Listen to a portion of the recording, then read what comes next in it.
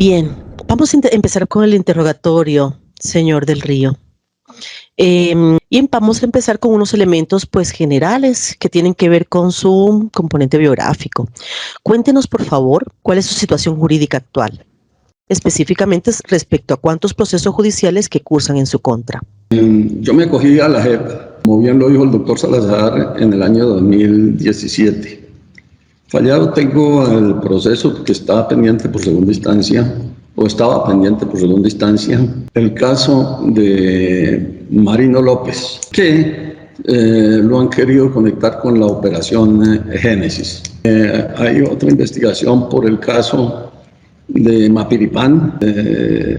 Me trataron de vincular con el caso del doctor Álvaro Gómez Hurtado. Fue precluida esa información porque se vio que los testigos eran totalmente falsos. El caso de Jaime Garzón, que me indican que yo era el comandante de la brigada cuando yo había entregado la brigada hacía mucho tiempo atrás, no tenía nada que ver con esa brigada. Prácticamente esos son los casos, señora magistrada. Bien, díganos también cuál es su domicilio actual y en qué condición del régimen de libertades está usted beneficiado. Mi domicilio es en una casa de la Escuela de Caballería, la casa 208. Yo estoy ahorita por disposición de la Red en libertad. Me encuentro libre, me puedo desplazar, pendiente pues de todas estas actuaciones para llegar a culminar la situación final. Bueno, sí, señor, muchas gracias.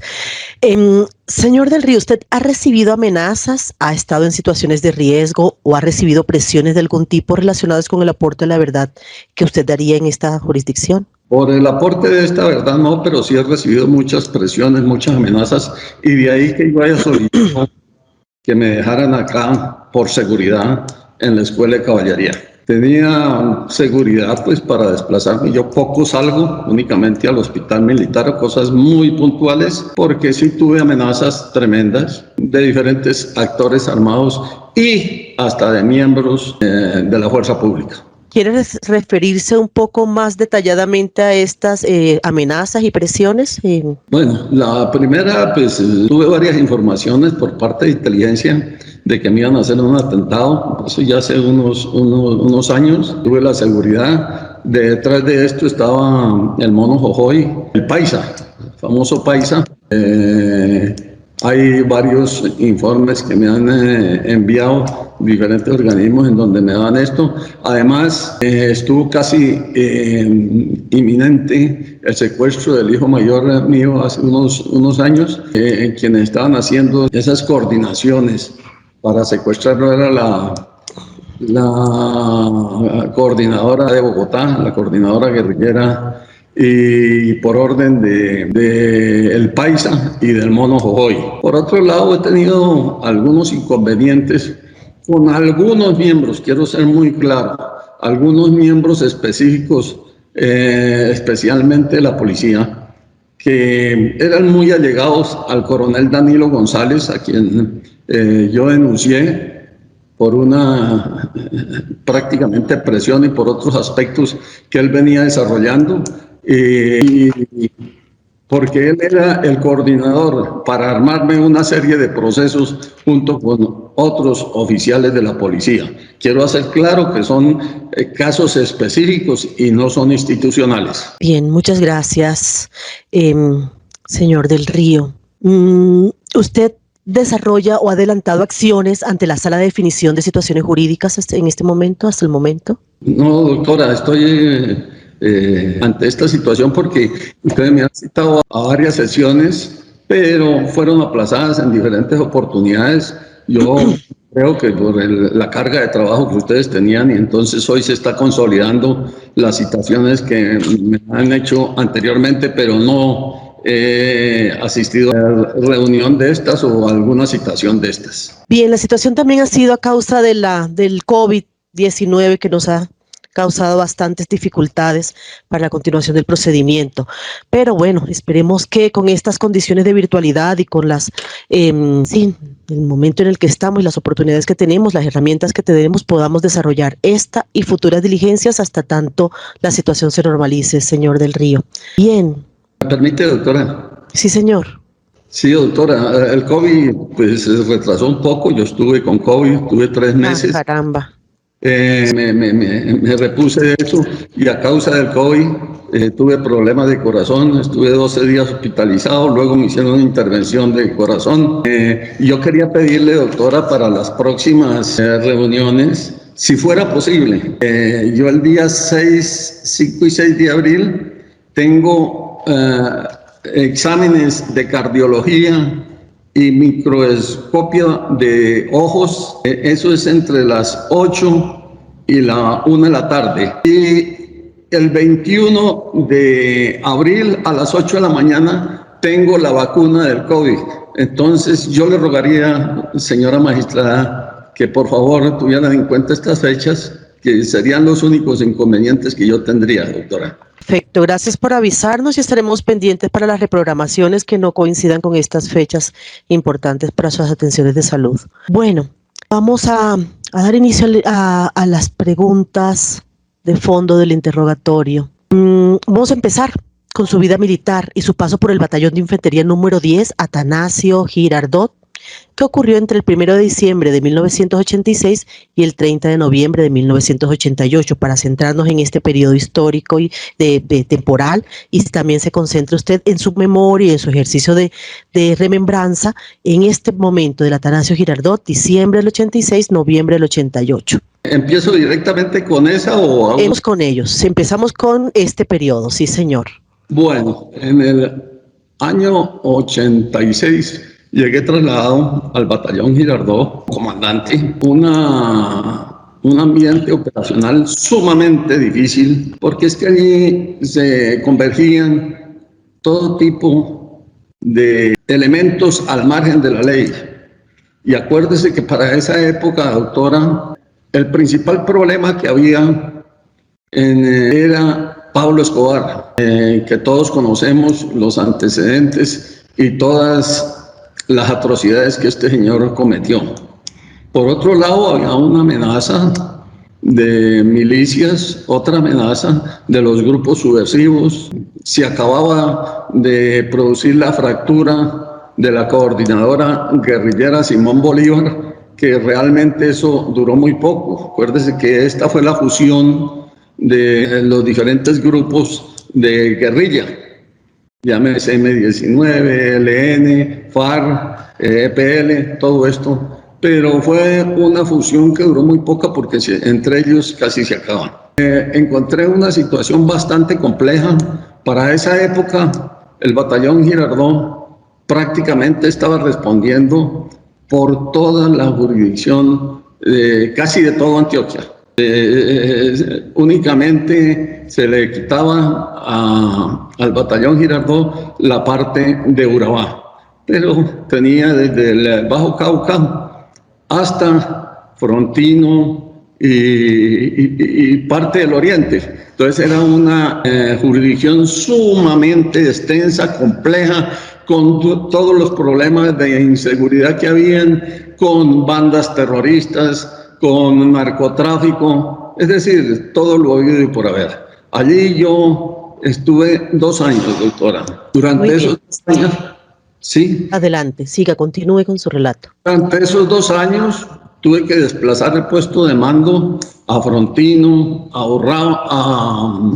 no Urrao, sino Uramita, Santa Rosa, Tarazá, por la gran cantidad de acciones al margen de la ley que se estaban sucediendo allá.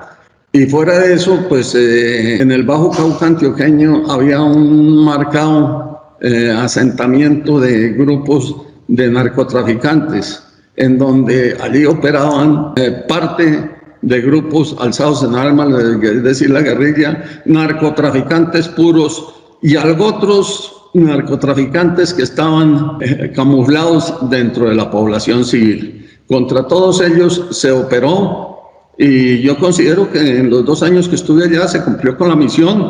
No hubo problema, el único problema fue que yo comandé la operación contra Pablo Escobar en la hacienda del Bizcocho, en donde se nos fugó por que hubo la delación o prácticamente la deslealtad de un coronel del ejército que le dio aviso de la operación que se estaba llevando a cabo, pero más sin embargo se detuvieron, no me acuerdo si 33 de los sicarios que él tenía, fueron entregados. En ese tiempo no había fiscalía, se entregaron a los jueces de orden público y a los pocos días quedaron libres, así como muchos de los que se capturaron allá, que se entregaban a la regional de orden público y prácticamente por maniobras de los abogados o no sé, a los 2-3 días quedaban libres. Entonces era una labor bastante compleja. Medellín ha sido sumamente complejo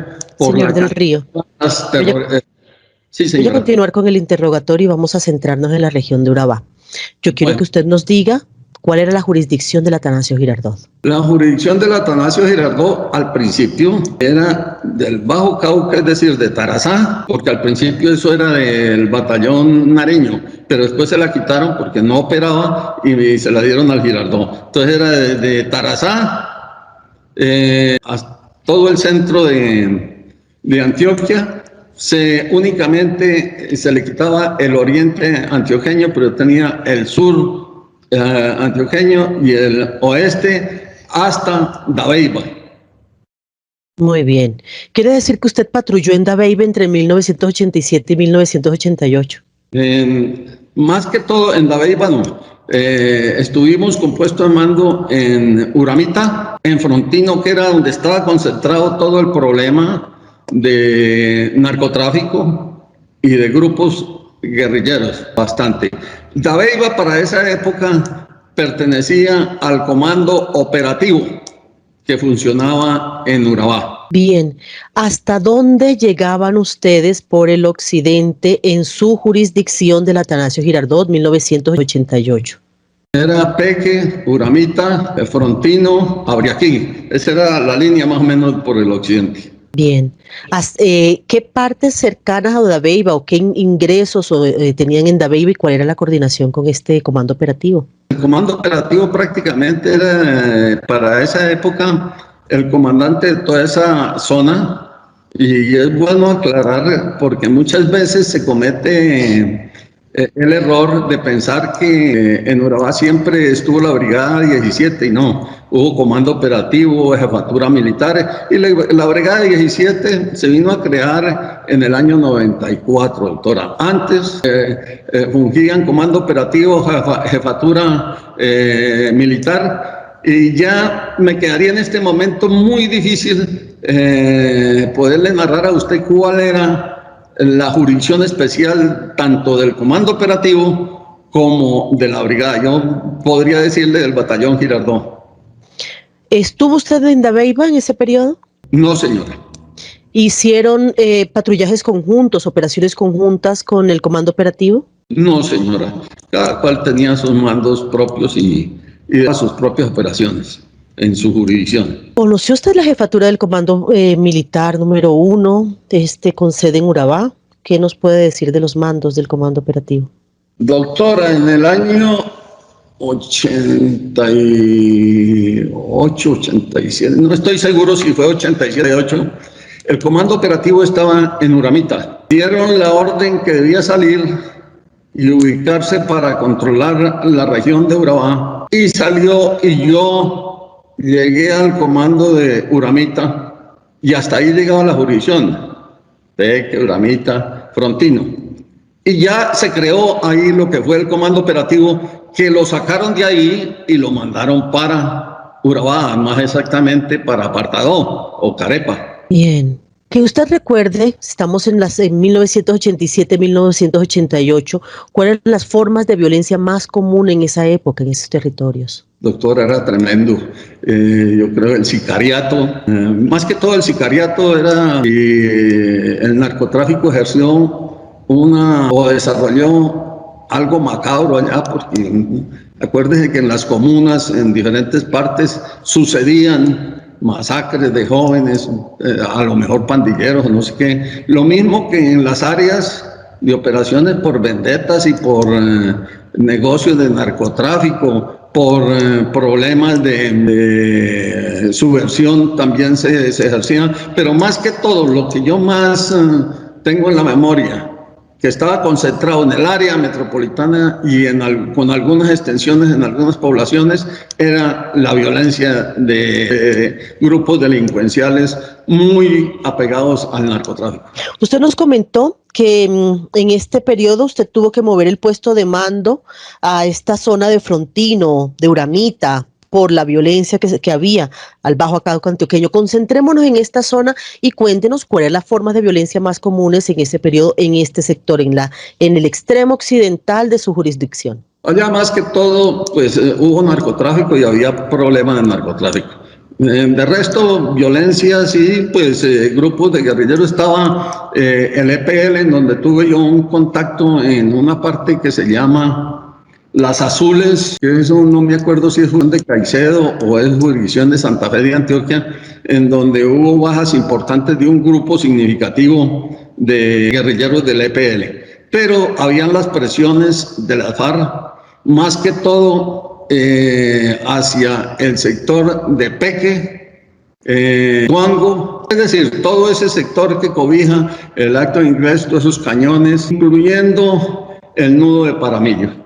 Yo en el nudo de Paramillo traté de hacer una operación, pero le confieso, doctora, que en 2 días aborté la operación porque era exponer las tropas a que me las acabaran allá, porque realmente no teníamos dominio del área y únicamente allá lo conocían eran los de allá. Entonces era casi imposible desarrollar operaciones porque era un peligro exponer las tropas para que no las acribillaran, doctora. Bien, gracias por esta información. Yo quiero regresarme a unos puntos que usted tocó antes de continuar con el... Nos dice, el puesto de mando adelantado lo cambió hacia esta región. Exactamente en qué municipio, en qué corregimiento, en qué lugar colocó su puesto de mando. Para esa época yo tuve el puesto de mando en Frontino porque había mucho problema hacia el área más selvático, por allá por un sector que se llama La Blanquita y todo eso, que ya es prácticamente selva virgen, ¿no? Ahí ya había mucha extorsión, entonces se colocó el puesto de mando ahí, duré muy poco. Luego me fui para Santa Rosa, precisamente porque había mucho problema y había informaciones de que la mafia con la guerrilla y unos grupos al margen de la ley estaban presionando a los campesinos para sacarlos y apoderarse de las tierras. Yo rendí un informe para esa época de lo que sucedía allá, y en ese informe yo doy cuenta de que había mucha gente involucrada, inclusive con narcotraficantes reconocidos, como un señor que se llamaba alias La Yuca, que cayó en la operación que hizo la policía, en donde murió Rodríguez Gacha, y este señor y el hijo de Rodríguez Gacha. Esos señores estaban adueñando de esta, y ahí habían unos señores que, debido a la presión que yo les ejercí por las amenazas que había de los campesinos, se fueron y acudieron a ciertos grupos por allá en Córdoba y se refugiaron prácticamente allá, y después se tuvo conocimiento que estos señores todos eran narcotraficantes reconocidos. Inclusive yo hice una operación en donde les incautó droga y dinero, dólares en efectivo, pero ellos se refugiaron en el área de Córdoba, evadiendo la actividad que yo estaba desarrollando allá. Señor del Río, vamos a este punto que acaba de nombrar, el tema de Santa Rosa, de que se cambió el puesto de mando a Santa Rosa con la problemática de unas mafias que estaban intentando apoderarse de las tierras de los campesinos. ¿Puede, por favor, desarrollar esta información? ¿Qué más supo? ¿Qué más información tuvo de parte de inteligencia sobre quiénes eran estos que estaban intentando apoderarse de la tierra de los campesinos? Sí, claro, doctor, eran unos señores que se llamaban los Rendón, tenían una finca allá, inclusive tenían fincas marraneras y otro poco de cosas, inclusive llegaban en helicóptero, pero desde que yo estuve allá, oía un helicóptero, inmediatamente le caía a todas esas fincas. Entonces prácticamente se desterraron de allá. No volvieron, pero tenían su accionar, tenían sus decirlo así, de sicarios o de trabajadores al servicio del narcotráfico. Y ellos mandaban desde la región de Tarazá, Yaromal, Santa Rosa, y querían apoderarse de campamento. Lo que pasa es que los campesinos de campamento denunciaron eso y se tomó acción al respecto porque los iban a masacrar, por quitarle las tierras, porque son tierras sumamente buenas. Sí.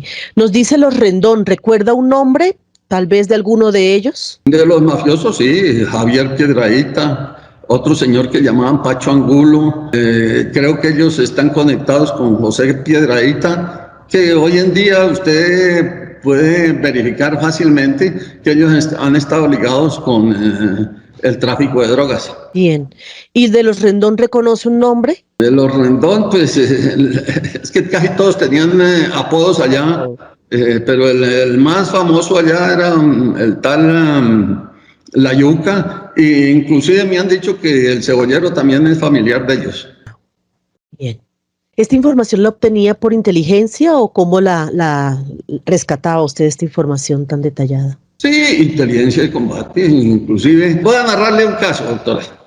Un día salí yo a la plaza, iba a verme con Monseñor García, creo, y por el camino me encontré un campesino. Me dijo, ¿usted va para dónde? ¿Para la alcaldía o para donde Monseñor? Le dije, ¿para donde Monseñor? Me dijo, ay, tenga mucho cuidado porque a usted le van a hacer una encerrona. Y es que esos tipos se han quejado con todas las autoridades de acá para buscar que usted le baje a la presión de las operaciones. Le dije, vea, ¿y usted cómo supo eso? Me dijo, porque eso se comenta por ahí, vaya y verá. Fui preciso, sí. Allá inclusive Monseñor me dijo, hombre, ¿usted por qué persigue a los benefactores de la iglesia? Le dije, ¿y cuál es? De pronto yo cometí un error, Monseñor. Me dijo, hombre, los helicópteros. Le dije, no, señor, Monseñor, son mafiosos puros, por Dios. ¿Usted qué me está pidiendo? Dijo, no, pero ya dejemos así, ya esto no volvió a suceder nada. Y después, a raíz de que ya lo saqué de allá porque no volvieron a las fincas, yo tuve que irme porque la situación en Tarazá era más grave. Entonces allá también estaban todos los grupos, primero mineros. Eran 10, 15 mil mineros que no se podían identificar porque allá todos los mineros andan con una valletilla, prácticamente desvestidos. Entonces vaya usted identifique 10.000 mineros y ahí había de todo, narcos, de todo, acabando con todas esas tierras. Entonces había narcotráfico bastante, sobre todo en esa región del 12 y unos pueblos que quedan hacia allá la serranía, en donde había grandes cultivos de marihuana y coca. Eso se combatió contra todo eso. Pero ahí había una pelea casada entre el ELN y las FARC precisamente por el dominio de todo eso. Esa era la situación y yo por eso tenía que estar cambiando porque muchas veces no era que yo cambiara a motu propio, sino que el comando de la brigada me decía, hombre, la situación en tal parte, váyase para allá. Entonces yo andaba con la maleta al hombro, doctora. Bien, ¿qué era su S2 en ese momento? Doctora, me tocaría mirar porque he tenido tantos subalternos que de pronto ahorita me traiciona la mente, doctora. Pero sí, una próxima anoto esa pregunta y averiguo en los listados, doctora, porque sinceramente ya por los años es difícil. Bien. ¿Cuánto tiempo estuvo usted con el puesto de mando en Frontino? Frontino como 2, 3 meses, pero yo salí de allá y allá del batallón. ¿Y en Uramita? En Uramita más o menos un mes. Ya después esa región, perdóneme doctora, sí. Esa área la va a ocupar un batallón que se estaba creando, que yo incorporé la primera compañía y se entrenó en Medellín, que era la compañía del batallón Nutibara. Cuando estuvo entrenada esa compañía ya empecé a tener un alivio porque a medida que se iban entrenando compañías se les iba entregando jurisdicción. Entonces el Nutibara ya cogió Uramita, todo ese sector. Posteriormente creo que hubo una organización y ya al batallón Nutibara lo mandaron para los lados de Urrao y ya el Girardot volvió a asumir su área. Pero esa fue la situación mientras yo estuve allá.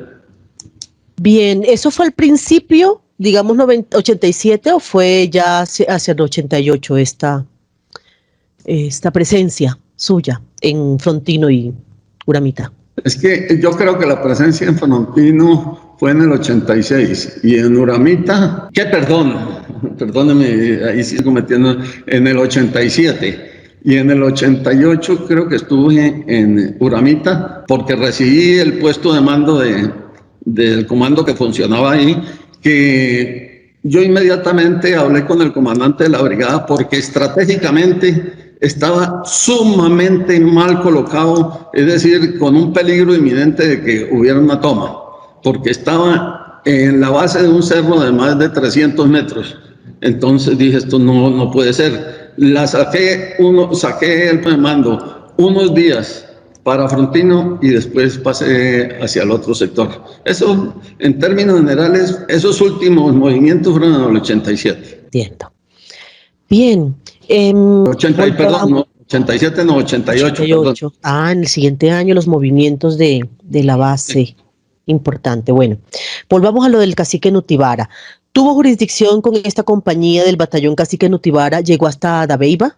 No, nunca. Porque ese batallón pues estaba muy recientemente entrenado y no era más sino una compañía. Entonces, esa compañía, para aliviar la carga que tenía el batallón Girardot, se ubicó como área general Frontino, pero al poco tiempo ya lo trasladaron para los lados de Urrao. ¿Qué sucede? Que como a los 6 meses ya nombraron comandante de batallón, porque antes únicamente habían nombrado capitanes, tenientes, sargentos y los soldados, que era la primera compañía para entrenarla para ese batallón.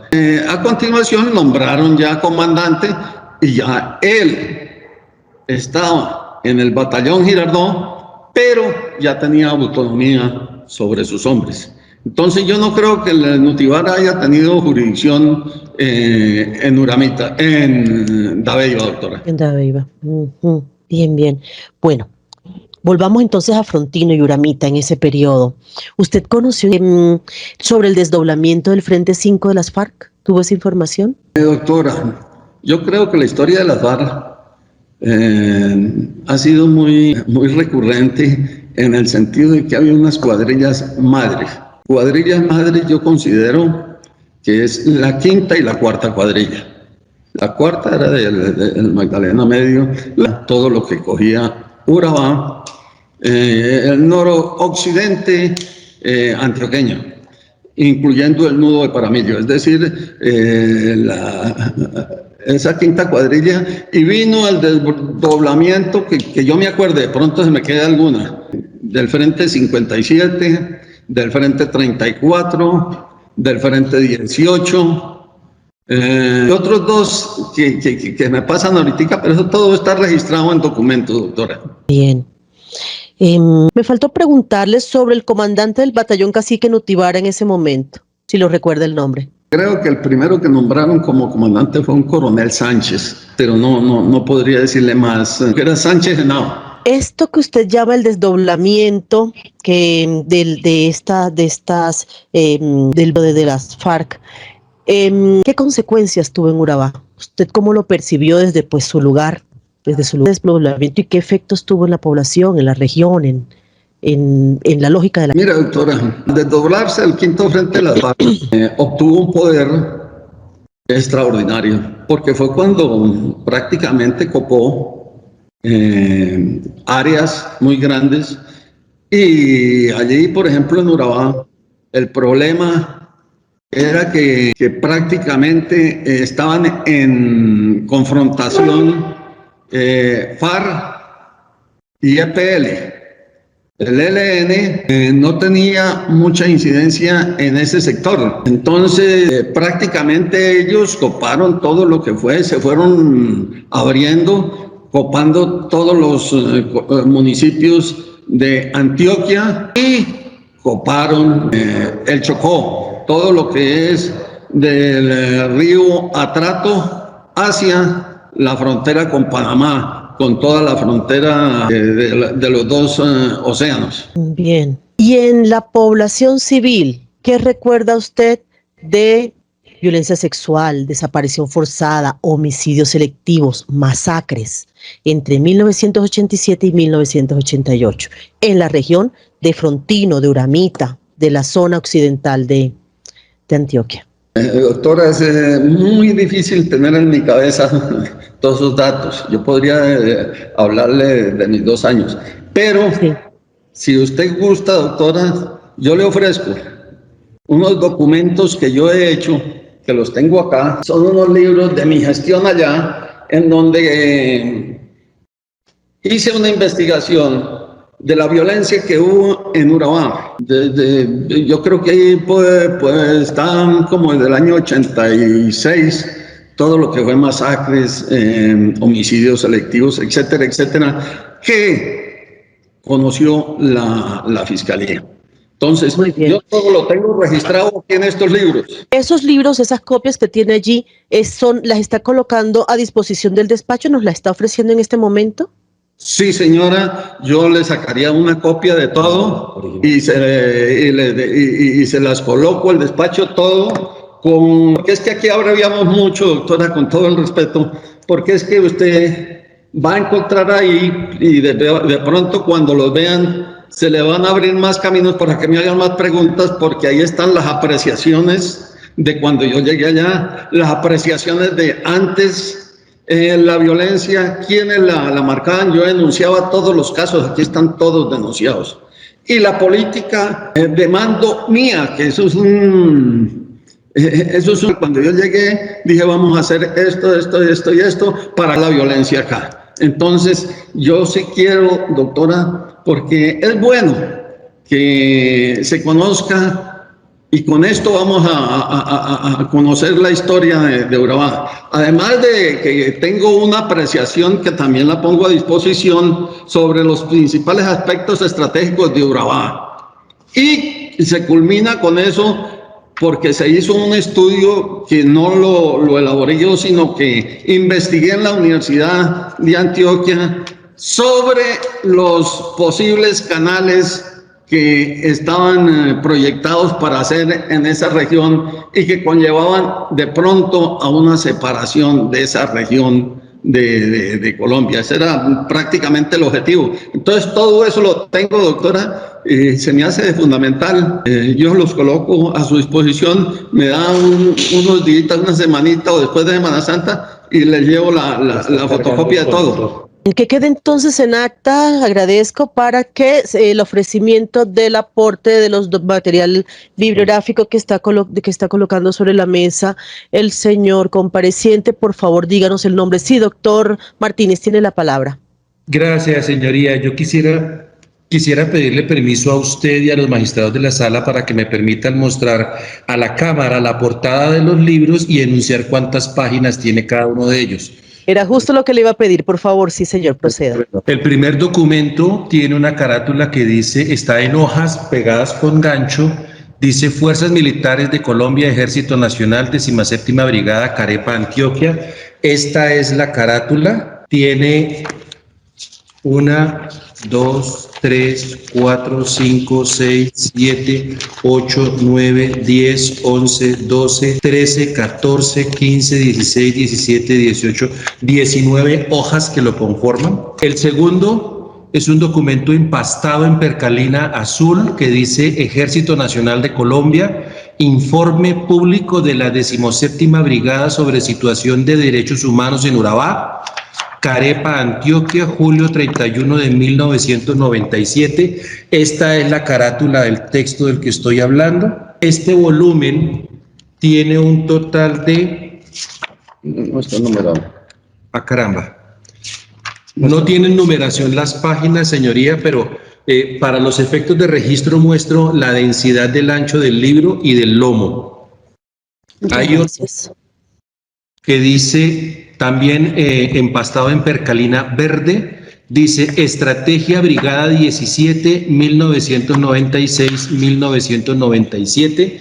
Esta es la carátula. y este tampoco está numerado. No está numerado, pero entonces nuevamente el ancho de la densidad, así como del lomo. Hay otro documento de tamaño más grande de la hoja para ese oficio, empastado en percalina azul, que dice Estrategia de la Brigada 17 para combatir las autodefensas. Y aquí muestro la carátula. Este tampoco se encuentra numerado. Este es la densidad del texto y el lomo. Está en papel oficio.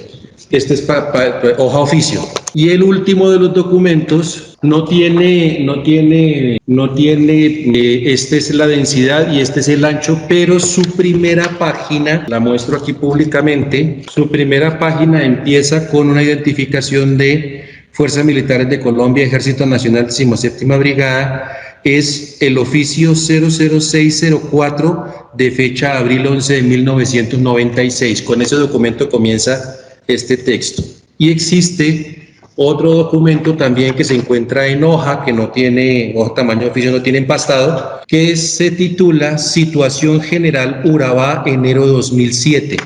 1, 2, 3, 4, 5, 6, 7, 8, 9, 10. Son 10 hojas las que componen este documento, que esta es su página inicial.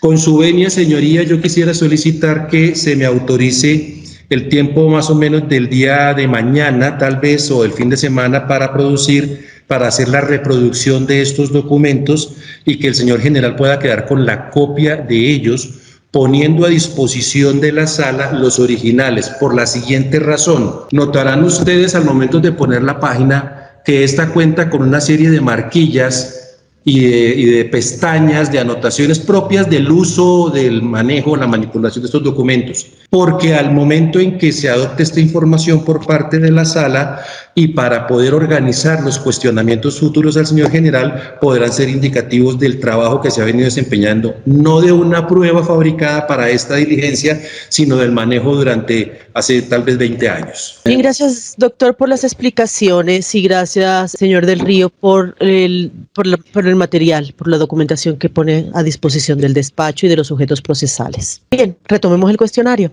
Vamos. Ahora sí. Doctora, Diga.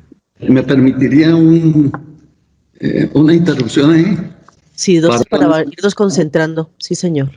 En el último documento que el doctor Torres le mostró, que vamos a poner a disposición suya, es un documento que se hizo en el 2007 por las informaciones que obtuve de diferentes sectores de Urabá, en donde había una preocupación por la creación de nuevos grupos al margen de la ley. Lo denominé Situación General Urabá enero del 2007. Este documento yo se lo entregué al ministro del Interior, doctor Carlos Holguín Sardi, en el primero o segundo sábado de febrero del 2007.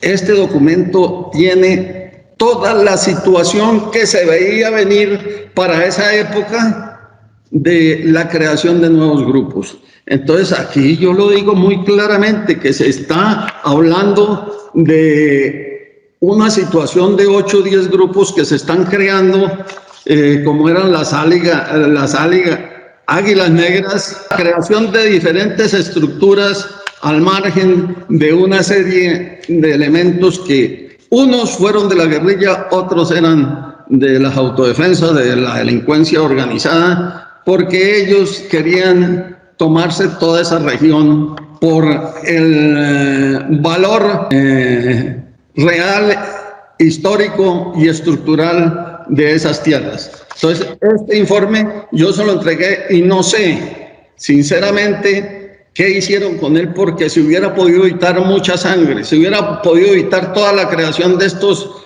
grupos de delincuentes que se organizaron. Y únicamente debió filtrarse hacia elementos no al margen de la ley, porque de ahí vino una serie asedio permanente sobre mi persona, tildándome de todo, cuando realmente lo único que hizo fue combatir a estos bandidos. Bien, señor del Río, vamos entonces a, le voy a preguntar sobre volvemos 1987-88 en esta región occidental de Antioquia, Frontino, Uramita. Si usted recibió en el comando, en el batallón, recibió quejas de atención de la población civil respecto a hechos de violencia sexual o desaparición forzada, torturas o homicidios en el que se acuse a miembros de la fuerza pública. Doctora, quiero decirle con toda sinceridad que mientras yo fui comandante del batallón Girardot, cada 2 meses hacía una reunión por regiones, por decir, en febrero y marzo, reunión en Santa Fe de Antioquia. Allá acudían alcaldes y personalidades de esa región, de ese sector. Y nunca, yo en la reunión ni se trataba de todo eso, allá se trataba sobre narcotráfico, sobre amenazas, pero denuncias que yo haya tenido sobre violencia sexual y todo eso en la jurisdicción de los municipios, nunca los tuve. En Medellín era diferente porque allá sí ese problema lo manejaba la brigada, pues yo ya estaba prácticamente copado por todos lados y no podía dedicarme a eso. Estaba la policía, estaba esto, pero en Medellín sí le ratifico. Yo oí de toda clase de aberraciones que se presentaron allá.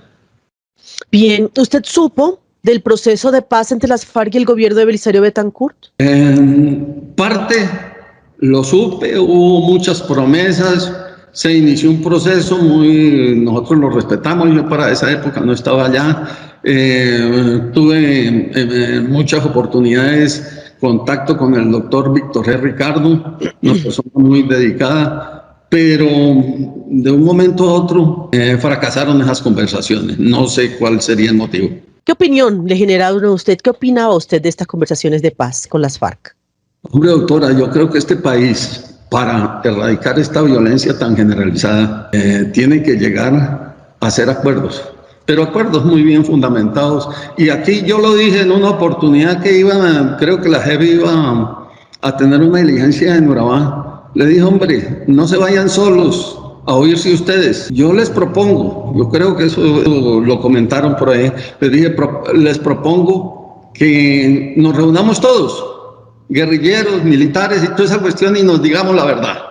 Yo creo que es la única forma de aclarar todas estas situaciones, pero soy del concepto que todo lo que se ha negociado, bienvenido, cuando la negociación es bien organizada, cuando se tienen metas, cuando hay un horizonte y no dejamos escollos en el camino, porque casi todas esas negociaciones han tenido los problemas y tenemos las experiencias del grupo armado, etcétera, etcétera, doctora.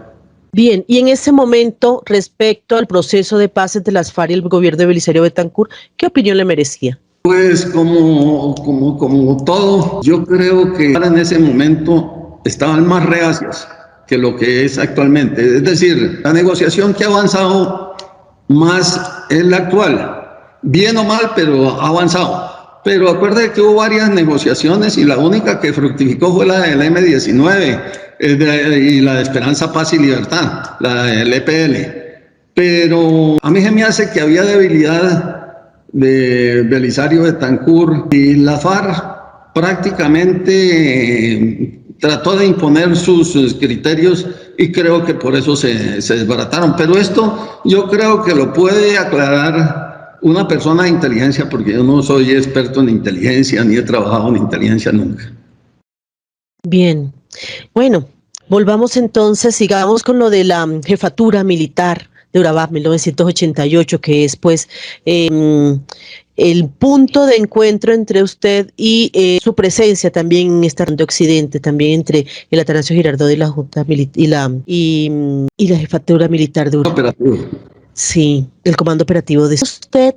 A Jesús Arias Cabrales. Claro. ¿Qué recuerda de él, por favor? El eminente general de la República, fue comandante del ejército, un excelente señor. Nunca trabajé bajo el mando de él, pero hay las mejores referencias de mi general en todos los sentidos, como caballero, como comandante, tipo muy trabajador, muy honesto, Es la referencia que yo tengo, doctora. Bien. Cuéntenos sobre la estrategia del general Arias Cabrales respecto al área de la jurisdicción del Atanasio Girardot que usted comandaba.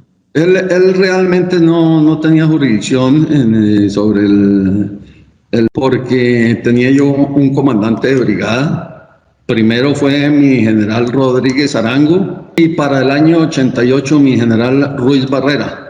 Entonces, mi general Arias para esa época no tenía ninguna, ni mando ni control sobre las tropas de la Cuarta Brigada. Eran las tropas, las comandaba el comandante de la brigada. Pero ¿tiene usted conocimiento de la estrategia que tenía diseñada Arias Cabrales para la región de Urabá? No, señora, para esa época yo era teniente coronel, comandante de batallón. Y realmente ya esos temas de estrategia sobre la y todo eso lo trataban entre los comandantes de brigada, comandante de ejército y comandante general, ministro.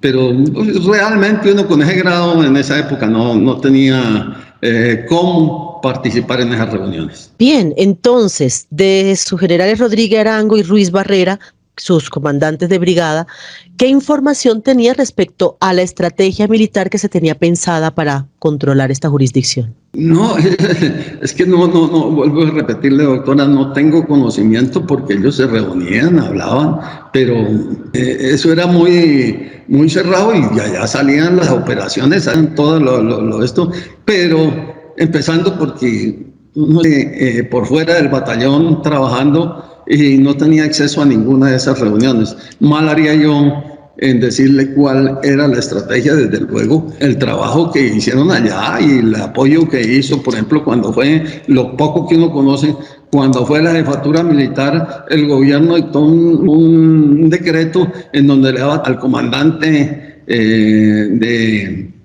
ese comando y que le daba todos los apoyos, pero cosa que nunca sucedió, y usted sabe que Urabá se estaba muriendo dentro de la pobreza absoluta, ya no había acceso casi a nada. Entonces, ¿a qué se refiere? Me refiero a que realmente la situación en todos los sentidos era de una pobreza tremenda, no había educación, allá veía uno pelados. Sí, yo cuando llegué todavía estaba y tuvimos que hacer una gestión grande para tratar de sacar a esos pelados de las cantinas, buscar que se escolarizara a los pelados, hacer responsables a los padres porque no tenían control, lo mismo que... Pero la gente estaba en sus fincas, eso fue antes del desplazamiento, entonces no sé a qué tipo de pobreza se refiere usted.